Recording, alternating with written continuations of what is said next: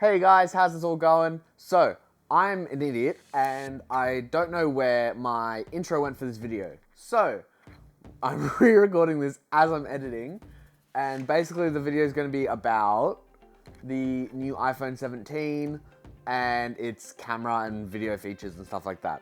So, I was doing the first week with it and I went to a drift event and also the Hawkesbury Air Show that happened this weekend as of recording.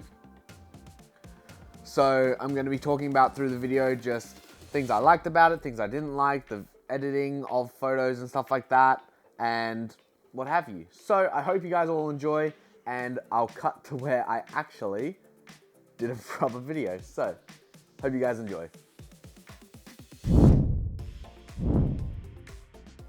So we're back from the weekend where I did say I was going to get some vlogs.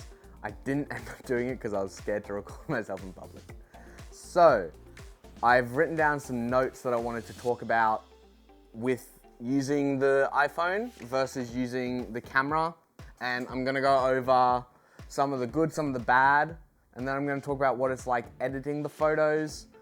And after that, I'll sort of give a final opinion on whether or not the camera is good enough to basically use as like an everyday carry in case you don't want to bring around a bulky camera with you. So, a couple of the bad points. So, one of the main problems I was having with low light was not being able to change the shutter speed, meaning a lot of shots that were at the drift event were not in focus. They were very blurry. I couldn't get a clean shot and it kind of felt a little bit more noisy than the regular camera. I will follow that up with saying it does have really good low light performance when you're holding it still. When there is no movement, the shutter can take a longer time. You can get a really clean photo. So if you're not doing a lot of movement when you are taking photos with this camera at night, say you're taking selfies or you're out in the city and stuff like that, it will do exactly what you need it to and it will look perfectly fine. You can even turn on the flash. But if you're, say, going to like a drift event or you're trying to, for some reason, get like birds in flight at night, yeah, definitely not the camera that you're gonna wanna be using. One of the other big pinch points, which is actually one of their biggest marketing things with this camera, is it's a 40x digital zoom. Now, there's not a whole lot of good I can say about it. Like, it's a digital crop. You're not going to be able to really make out much detail unless it's really clear out and you're shooting something that's just stock still. So a building or a plane or something like that. Now, I did zoom in 240x, I'm pretty sure, when I was at the RAF base. And when something's still, it's perfectly fine as long as you have like a clear day. But if there's any haze or like smoke in the air, you're not getting a good photo. It's gonna be grainy as hell. You're not gonna be able to crop in any further. Like, they're cropping in to the furthest that you can crop in with this camera. So I don't recommend going to 40x unless you absolutely have to. Say you're trying to do a really zoomed in shot of something. Just stick to, I found 8x still super good. You can even crop into like 20x and it will be perfectly fine. I just think 40 is a little bit of that upper limit where the sensor can't handle it. There's not enough detail in it to still bring out a good photo. The last big point that I had relates to that first point of not being able to change the shutter speed. Now, obviously when you're comparing apples to apples, a lot of phones you probably can't change the shutter speed. But when you're comparing apples to pears and you're comparing it to a camera, the camera wins hands down on it because you can change the shutter. You can get more artsy with it, where if you want more blur in it, you can make that happen, where you cannot do that with this camera. At least I couldn't find the settings. Maybe they do have it, and you can let me know down in the comments if I'm absolutely wrong and you can change the shutter, because I would love to know where you could actually do that in the settings. But that leaves all the bad points behind, and let's get on to some of the really good points of this camera and why you should get it to use it. It has auto cleanup, so if there is noise in the image or you are shooting at 40 times, it does an auto denoise, and that's really good. It made a couple photos that when you first look at it, it would be impossible to use, but when you let it do its clean, it looks really good. A lot of these points that I'm going to be saying is about the second day when I was at the RAF base. The detail that you can get is really good on the camera. Like, I was getting shots, like clear detail, you could make out exactly what it was with these planes, and I was getting pretty much the exact same shots with my camera. I'll put up some side-by-sides and I'll let you know which is which, but like, I was shooting some that were like stock still and they were looking almost the exact same, maybe even that touch cleaner, just because the camera has more megapixels than the phone has more megapixels than the camera does. Now, to a certain level, you can't tell, and that's what that is. The video settings are really good.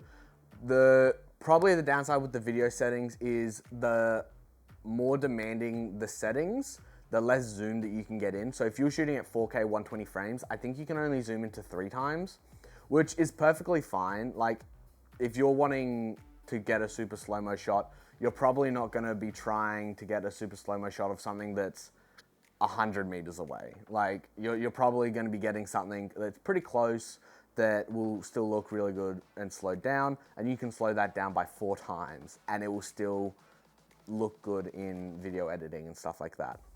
The camera's exposure as well is kind of a good and bad thing. You've gotta tee up and be careful of shooting into the sun.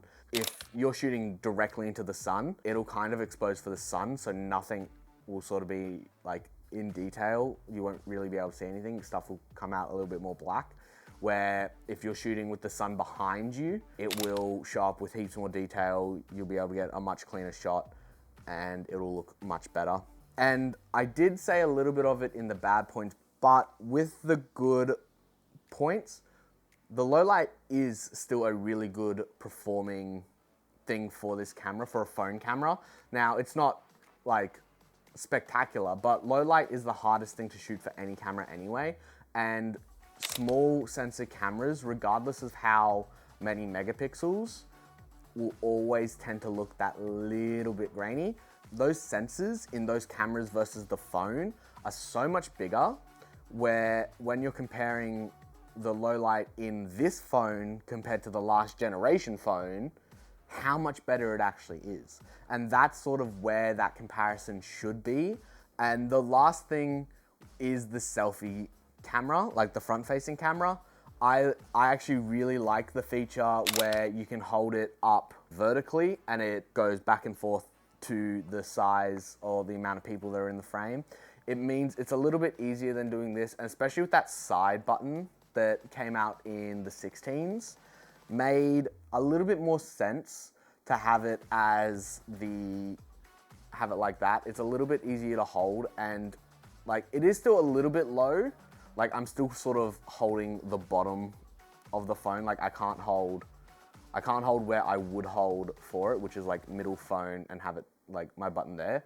But like, if I held it in my left hand, that's what, like, my finger is right on that button and it's perfectly fine. That selfie camera is a really good idea. So editing the photos, it's just like editing any JPEG. So it's pretty easy if you do it in Lightroom or Apple's new photo editing software if you don't like Lightroom. It's very similar to any other JPEG. So that's not a huge drama, and like, you can see the amount of detail in them. It is pretty insane with the amount of detail within like new phone cameras.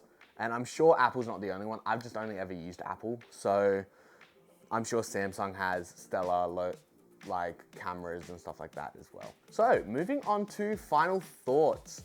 Is this a camera that is worth carrying around every day instead of a photography camera, is it a camera worth buying or upgrading for?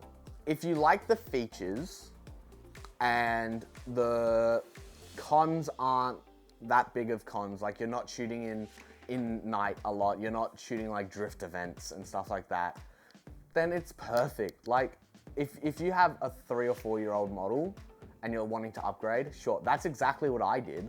That's exactly why I upgraded.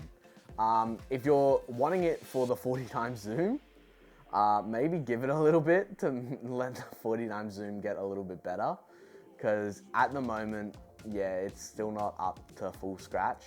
But it definitely makes so much sense to get these cameras. Like, if you're upgrading for more than just the camera, then yes, it's worth it. But if you're upgrading just for the camera and you only have the last year's model, I wouldn't necessarily say that it's worth it, just because the amount of money you get back for the old phone versus buying the new one, I don't see the amount of benefit that you'll get unless there's a specific feature that you're really wanting, like the selfie camera, or you're wanting to crop in that little bit further. If you're not trying to go all the way out to 40, but maybe you want to go to 30 times, then maybe it is worth it. That's all entirely up to you. Let me know down below if you did get the new phone and which ones you did get.